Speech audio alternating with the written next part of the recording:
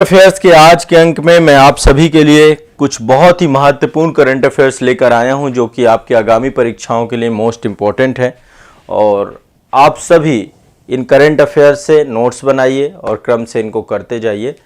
आज जो है मैंने कुछ इकोनॉमी के जुड़े हुए करंट अफेयर्स भी रखे हैं और जल्दी आपको अब मैं बजट और इकोनॉमिक सर्वे भी पढ़ाऊंगा। आगे आने वाले करंट अफेयर्स में बजट और इकोनॉमिक सर्वे 2023-24 को भी हम पढ़ेंगे ताकि परीक्षा से पहले पहले बजट और इकोनॉमिक सर्वे आपका हो जाए। तो जो इम्पोर्टेंट पक्ष होंगे वो मैं करवा दूंगा। ठीक है, चलिए मैं शुरू कर रहा हूँ। देखिए ये आपका जो है पहले नवरत्न एक कंपनी होती थी, एक पब्लिक सेक्टर अंडरटेकिंग है यानी सार्वजनिक क्षेत्र का उपक्रम है। इसका फुल फॉर्म है आपका, ये है आपका REC।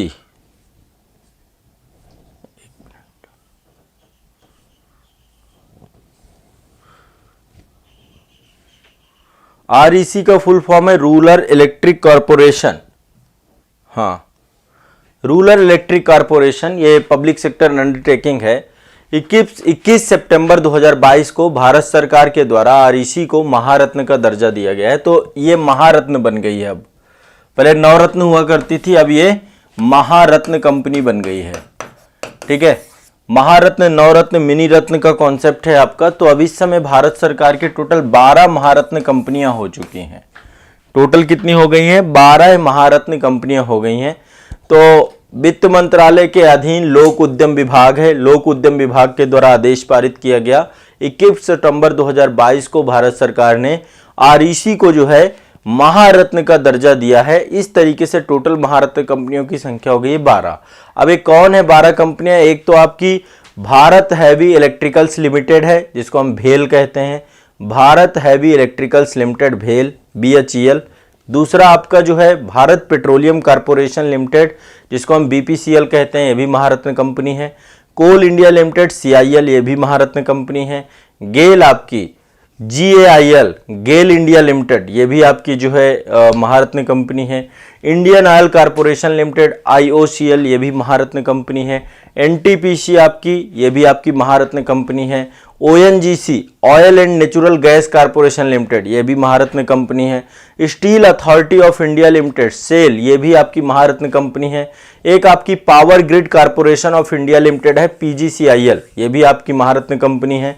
Hindustan petroleum corporation limited HPCL, ये भी आपकी महारत्न कंपनी है।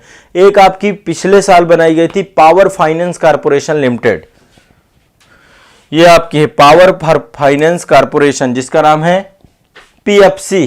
पहले ये बनाई गई थी 11वीं, ये थी आपकी PFC, और 12वीं बन गई है REC रूरल इलेक्ट्रिक कॉरपोरेशन, ये आपकी बन गई है 12वीं।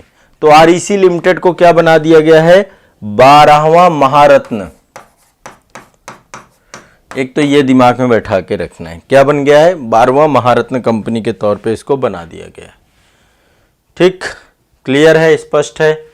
तो REC जो है आपकी अब महारत्न कंपनी हो चुकी है और इस तरीके से महारत्न की संख्या 12 है। नवरत्न की संख्या भी 12 हो गई है। नवरत्न कंपनियां भी 12 हो चुकी हैं। ठीक है, नवरत्न कंपनियां भी 12 हैं इस समय टोटल। ठीक है, और 2021 में PFC बनी थी 11वीं, REC हो गई 12वीं और आपकी 12 महारत्न 12 नवरत्न कंपनियां। ये आपको ध्यान रखना है, REC से क्वेश्चन पूछा जा सकता है, तो REC आपको दिमाग में बैठा रखना है। क्लियर है, स्पष्ट सभी को? कोई दिक्कत वाली बात नहीं है? ठीक है, चलो आगे चलते हैं। अगला है आपका इंटरनेशनल जो है मॉनेटरी फंड जो आपका है, अंतरराष्ट्रीय मौद्रिक फंड जो आपका है, उसके द्वारा वर्ल्ड इकोनॉमिक आउटलुक ये जारी किया जाता है और इसके तहत बताया जाता है कि विश्व की किस अर्थव्यवस्था किस गति के साथ बढ़ रही है। ठीक है, ये एक रिपोर्ट जारी करता है, रॉकी रिकवरी करके एक रिपोर्ट इसकी अभी जारी हुई थी। तो देखो इससे क्वेश्चन आता है, लेटेस्ट का डेटा आपको पता होना चाहिए।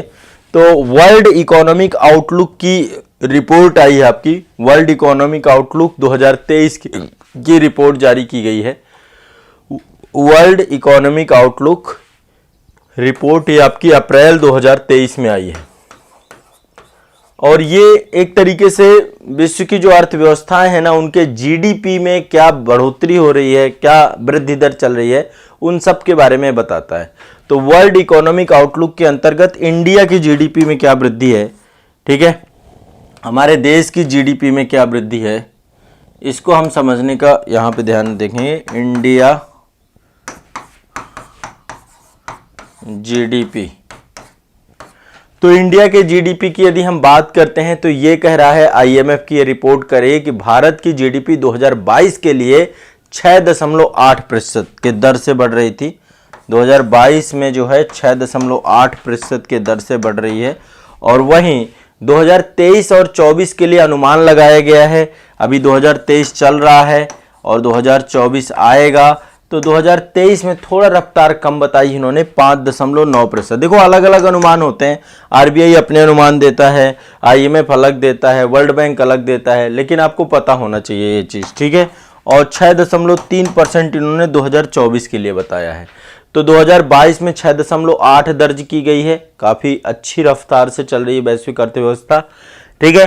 क्लियर है, स्पष्ट है, सभी को स्पष्ट है। इंडिया की ये आपको लिख लेना है, ठीक है। आईएमएफ के द्वारा जारी की गई है वर्ल्ड इकोनॉमिक आउटलुक अप्रैल 2023 का ये जो है रिपोर्ट है, जिसमें से 2022 के लिए इंडिया की जीडीपी ग्रोथ रेट कितनी है, 6.8%, और 2023 में 5.9%, और 2024 के लिए 6.3%। ये ग्रोथ रेट के तौर पे इसको रखा गया है, ठीक है। वहीं जो वैश्विक अर्थव्यवस्था है, वर्ल्ड का जो इकोनॉमी है, सभी को यदि कंपेयर करें, सभी को जोड़ें, तो 2022 में वर्ल्ड की इकोनॉमी सिर्फ और सिर्फ 3.4% की ग्रोथ से बढ़ रही है। तो वर्ल्ड इकोनॉमी से भारत की इकोनॉमी ज़्यादा ग्रोइंग है, बहुत तेज़ी से फास्ट तरीके से बढ़ रहे हैं। 2023 में 2.8% और 2024 के लिए वर्ल्ड इकोनॉमी जो है आपकी वो 3% की गति से बढ़ेगी। तो ये विश्व की अर्थव्यवस्था है, सभी अर्थव्यवस्थाओं को जोड़ करके इन्होंने बनाया कम्प्रिहेंसिव रिपोर्ट है। और भारत की 2022 में 6.8, ध्यान रखना है, पूछा जा सकता है। 23 में 5.9 और 24 में 6.3। तो एक तो आपका ये है रिपोर्ट। अब देखो ऐसे ही बहुत सारी संस्थाएं आपकी जारी करती है, मैं आरबीआई वगैरह का भी बताऊंगा, इकोनॉमिक सर्वे भी बताता है।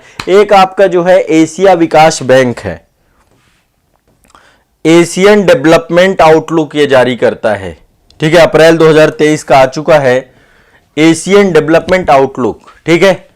तो एशियन डेवलपमेंट आउटलुक के हिसाब से ये कौन है, कौन जारी करता है, एशियाई विकास बैंक, एडीबी। ये कहां पे अवस्थित है, इसका मुख्यालय मनीला में, फिलीपींस की राजधानी मनीला में अवस्थित है।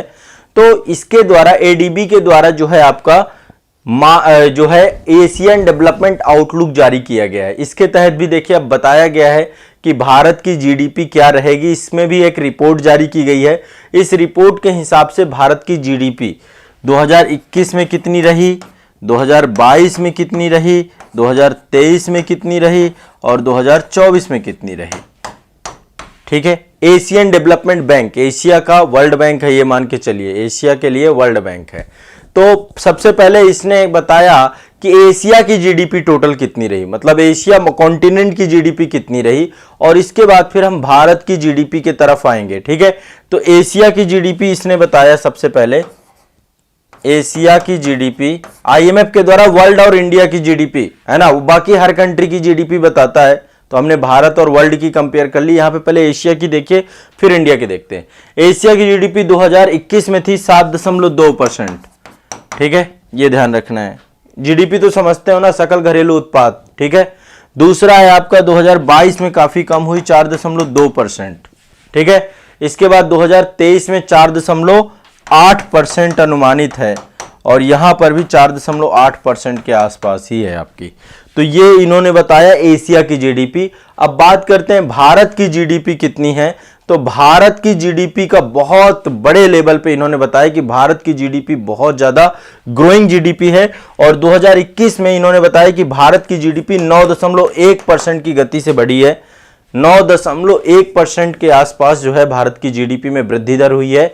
वहीं 2022 की बात करें तो 2022 में 6.8%, ठीक है, और 2023 में इन्होंने बताया 6.4%, 6.4%, और 2024 में 6.7%, ठीक है। अब यहां पे यदि हम कंपेयर करते हैं यदि, तो आप पाएंगे कि 2022 के लिए 6.8% आईएमएफ भी बता रहा है और एशियन डेवलपमेंट बैंक के द्वारा भी 2022 के लिए 6.8% बताया गया है। ठीक है, और 2023 का जो 24 का प्रोजेक्शन है उस प्रोजेक्शन को भी यदि आप देखेंगे तो वहां पर आईएमएफ के द्वारा प्रोजेक्शन 5.9 किया गया था, लेकिन उन्होंने 6.4 किया है, और आईएमएफ ने 2024 का जो प्रोजेक्शन 6.3 किया था उसको 6.7 किया है। ठीक है, तो ये एशियन डेवलपमेंट की रिपोर्ट आई है, एशियन डेवलपमेंट आउटलुक अप्रैल 2023।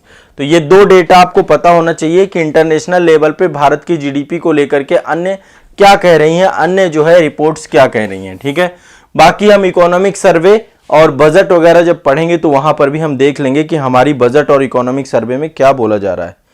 ठीक है, क्लियर है, स्पष्ट है, सभी ध्यान रखिएगा। ये लिख लिया सभी ने, क्लियर है, ये वाला रिपोर्ट आपको ध्यान रखना है। ठीक है, और एशिया से नहीं पूछा जाएगा, इंडिया से ही पूछा जाएगा, मैंने कंपेयर है करवाया आपको।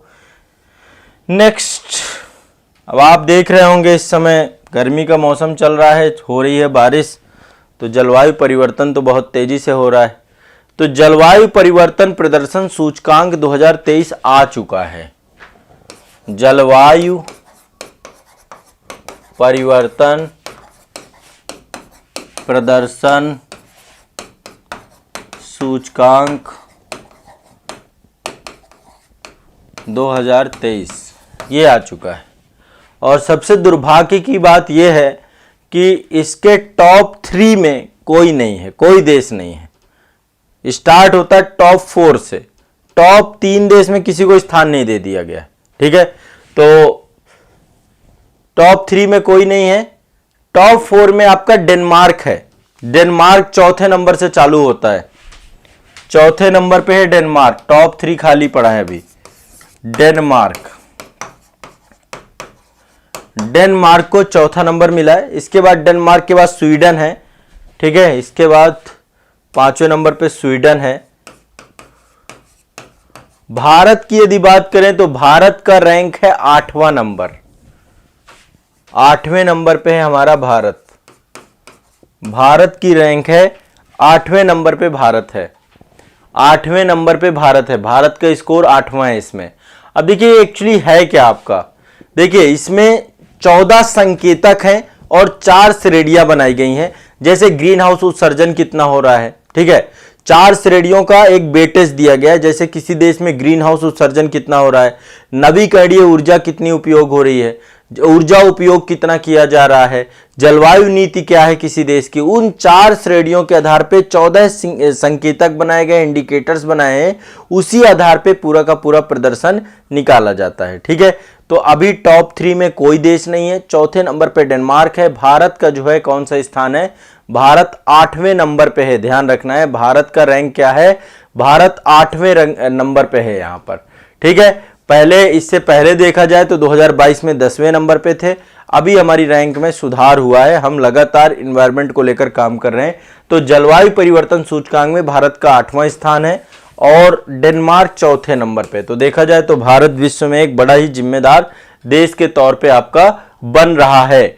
ठीक है, आपको पता होगा नंबर 1, नंबर 2, नंबर 3 खाली पड़ा है, नंबर 4 डेनमार्क है, नंबर 5 स्वीडन है, फिर चिली है, मोरक्को है, फिर भारत है आपका। ठीक है, तो जलवायु प्रदर्शन में हम बेहतर कर रहे हैं, बहुत बढ़िया कर रहे हैं। ठीक, क्लियर है, स्पष्ट है। चलिए अब आगे चलते हैं। पैसा, विदेशी कर्ज, भारत के ऊपर भी बहुत विदेशी कर्ज है, इतना सारा डेवलपमेंट चल रहा है, सरकार महंगाई भी बढ़ा रही है, बट आप देखेंगे तो इतनी सारी योजनाएं चल रही हैं, ऐसे नहीं चल रही हैं। भारत सरकार ने भी विदेशों से बहुत सारा कर्ज ले रखा है, हमारे ऊपर बहुत बाह्य ऋण है। तो दिसंबर के 2022 का ये आंकड़ा है, दिसंबर 2022 का डेटा है कि दिसंबर 2022 के अंत तक में भारत के पास कितना कर्जा था, विदेशी ऋण कितना था। तो भारत के पास दिसंबर 2022 के अंतिम समय तक में 613.1 बिलियन डॉलर, बहुत बड़ी रकम होती है ये। ठीक है, बिलियन डॉलर हमारे पास क्या है, कर्ज है। 613.1 बिलियन डॉलर का कर्ज हमने ले रखा है, दिमाग में बैठा के रखिएगा। और ये बढ़ता जा रहा है, सितंबर 2022 से 7.3 बिलियन डॉलर बढ़ चुका है। ध्यान रखिएगा। और जीडीपी से, जीडीपी का लगभग 19.1% आपका कर्ज ही है, ठीक है। तो जो कार्य योजना इतनी हो रही, इतना विकास हो रहा है, आप सोचेंगे देखेंगे तो दीर्घावधिक ऋण काफी ज्यादा है और अल्पावधिक ऋण भी हमने ले रखा है, ठीक है। तो 613 बिलियन डॉलर भारत सरकार के ऊपर कर्जा है अभी, ठीक है। ध्यान रखना है इस बात को, क्लियर है सभी को। एक ये आपको डेटा याद रखना है, ठीक है। अगला चलते हैं नेक्स्ट। एक ये आपका भारत का पहला पशु स्वास्थ्य शिखर सम्मेलन हुआ था, इंडिया एनिमल हेल्थ समिट हुई थी आपकी 6 से 7 जुलाई 2022 को, ठीक है। 6 से 7 जुलाई 2022 को नई दिल्ली में प्रथम भारत पशु स्वास्थ्य शिखर सम्मेलन हुआ था। First India animal health summit 2022 हुई थी। कब हुई थी? 6 से 7 जुलाई को। कहां हुई? आपकी नई दिल्ली में। कहां हुई? तो 2 दिवसीय सम्मेलन था। इसका उद्घाटन केंद्रीय मत्स्य पालन, पशुपालन एवं डेयरी मंत्रालय के द्वारा किया गया था, ठीक है। ये आप देख पा रहे होंगे, केंद्रीय मत्स्य पालन, पशुपालन, डेयरी मंत्रालय के द्वारा किया गया था। और इसके तहत कई सारे जो भारत सरकार के भारतीय खाद्य एवं कृषि परिषद जो आपकी है, और साथ में पशुपालन और डेयरी विभाग, इन दोनों के सहयोग से इसको किया गया था।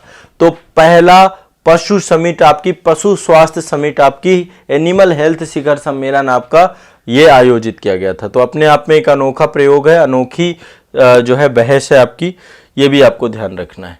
इसके बाद देखिए उत्तर प्रदेश, यूपीपीसीएस जो दे रहे हैं उनके लिए इंपॉर्टेंट हो जाता है।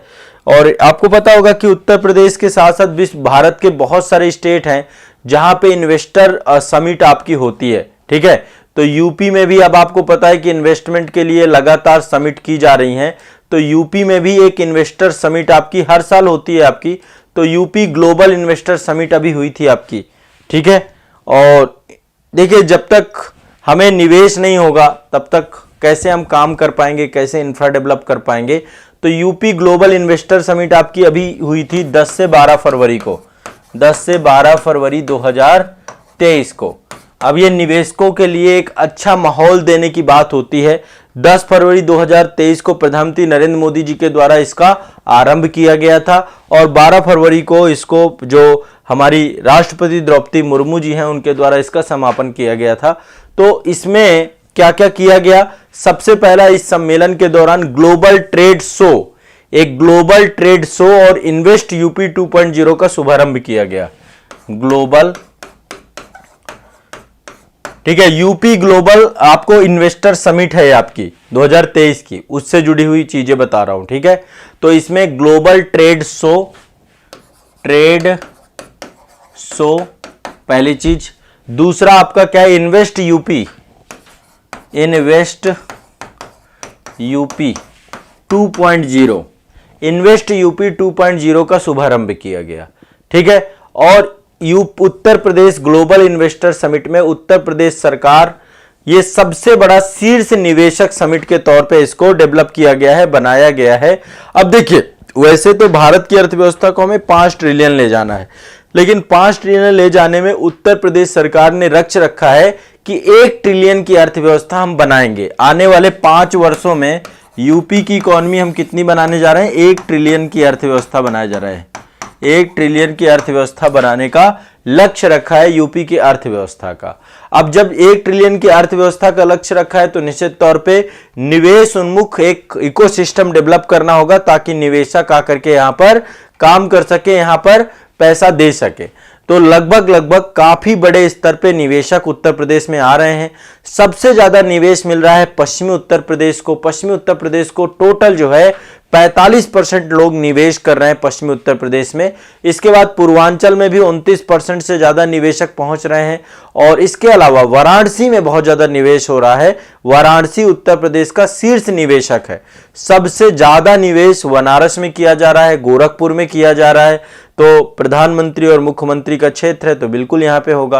बाकी पूर्वांचल में भी काफी, बुंदेलखंड में हो रहा है, तो हर जगह पे निवेश हो रहा है। सबसे ज्यादा पश्चिमी उत्तर प्रदेश, फिर पूर्वांचल और फिर आपका बुंदेलखंड, ठीक है। और लखनऊ को भी काफी निवेश किया जा रहा है, जो आपके सेंट्रिक क्षेत्र हैं यहां पर भी खूब निवेश हो रहा है। लखनऊ, लखीमपुर खीरी, तो उत्तर प्रदेश के सभी क्षेत्रों को बेहतर बनाना है, यह ध्यान रखना है। बुंदेलखंड में सबसे ज्यादा निवेश आपका झांसी क्षेत्र को हुआ है।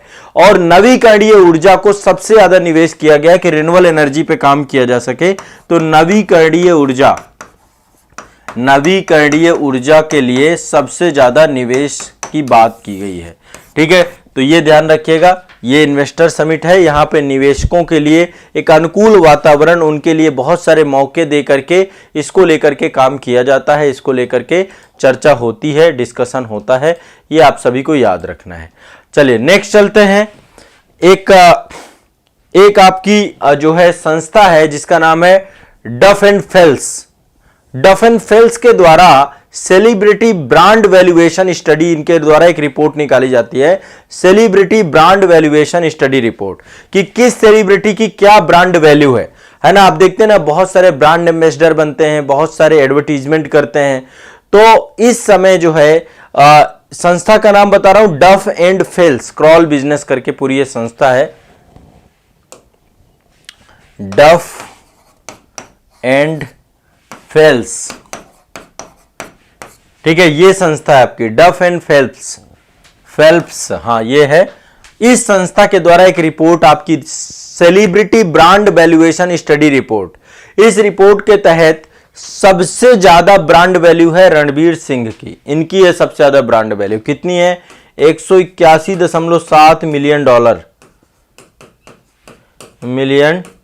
डॉलर, सबसे ज्यादा ब्रांड वैल्यू इनकी है। नंबर 1 पर आपके हैं रणवीर सिंह, और इससे पहले आपके विराट कोहली थे, विराट कोहली अब दूसरे नंबर पे आ गए हैं, 176.9 मिलियन डॉलर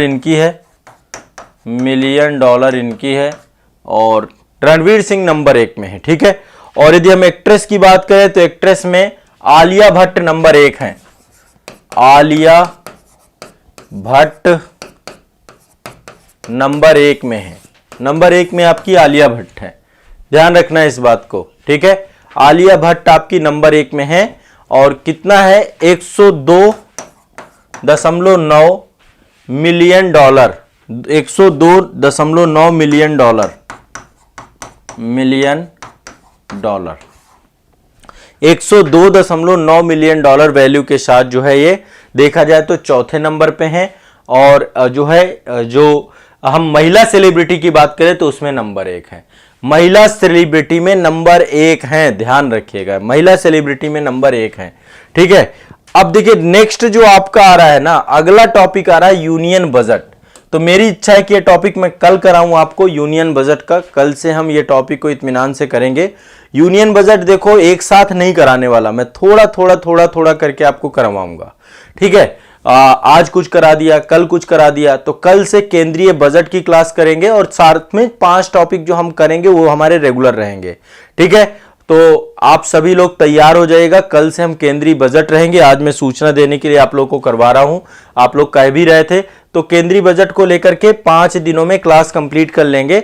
डेली हम 5 से 6 दिन, अभी हमारे पास पर्याप्त समय है, मैं आने वाले 5 से 6 दिनों में थोड़ा करके कराऊंगा, तो याद करते जाना और आपको चीजें हो जाएंगी। इकोनॉमिक सर्वे में 1 दिन लगेगा, 1 से 2 दिन में जो इंपॉर्टेंट तथ्य हैं इकोनॉमिक सर्वे के बता दूंगा, जो एग्जाम ओरिएंटेड है, जो आपको पता होना चाहिए। तो बजट वाला टॉपिक कल करेंगे। आज के लिए देखिए, पहले तो एक ये ब्रांड वैल्यू रिपोर्ट जो आपकी आई है स्टडी डफ एंड फेल्स के द्वारा, तो रणवीर सिंह नंबर 1 में। दूसरे नंबर पे ये यूपी इन्वेस्टर जो है समिट है आपकी, इसके बारे में हमारी चर्चा हो गई, और इसमें यूपी को 1 ट्रिलियन इकोनॉमी की तरफ ले जाना है। इसके बाद तीसरी जो है ये एनिमल हेल्थ समिट आपकी हुई थी, इंडिया की पहली एनिमल हेल्थ समिट है, ये आपकी हुई थी। इसके बाद भारत के विदेशी कर्ज के बारे में यहाँ पे चर्चा है कि 613.1 बिलियन डॉलर का विदेशी कर्जा है हमारे पास। ये आपकी जलवायु परिवर्तन सूचकांक था, जिसमें डेनमार्क आपका नंबर 1 में है, भारत आपका 8वें नंबर पे है, ये हमारी चर्चा हुई। इसके बाद ये एशियन डेवलपमेंट आउटलुक था, जिसमें से भारत की जो जीडीपी ग्रोथ है वो आपकी 2022 में 6.8 है। 2024 और 2023 का भी इन्होंने, तो 2023 में 6.4 और 6.7 2024 के लिए इन्होंने बताई है। ऐसे ही आपका ये आईएमएफ के द्वारा वर्ल्ड इकोनॉमिक आउटलेट जारी किया जाता है। इसमें इंडिया की बात करें तो इंडिया की जीडीपी 2022 में 6.8, 2023 में 5.9 और 2024 में 6.3 ये जारी होगी। और इसके बाद ये आपका जो है आरईसी रूरल इलेक्ट्रिक कॉर्पोरेशन जो है इसको महारत्न का दर्जा दिया गया है। इस तरीके से 12 महारत्न हो चुके हैं और 12 ही नवरत्न कंपनियां हो गई हैं। 12 नवरत्न हैं और 12 महारत्न कंपनियां हैं। तो आज के लिए करंट अफेयर्स के टॉपिक के अंतर्गत इतना ही रखेंगे। यूपी बजट भी करवा देंगे, बिल्कुल घबराओ मत, यूपी का बजट भी हो जाएगा भाई, क्यों परेशान हो। यूपी बजट पे वीडियो दे देंगे और साथ में मैं करवा भी दूंगा, थोड़ा बहुत आपको बता दूंगा, टेंशन मत लो, करवा दूंगा, मैं हूं। यूपी बजट पहले इंडिया का कर लेते हैं, इंडिया वाले में कल से स्टार्ट करेंगे, आप लोगों की बजट की टेंशन खत्म हो जाएगी और बजट पढ़ लोगे तो काम हो जाएगा, ठीक है। तो आज के लिए इतना ही रखेंगे, करंट अफेयर्स में आज के लिए इतना ही रखेंगे, ठीक है।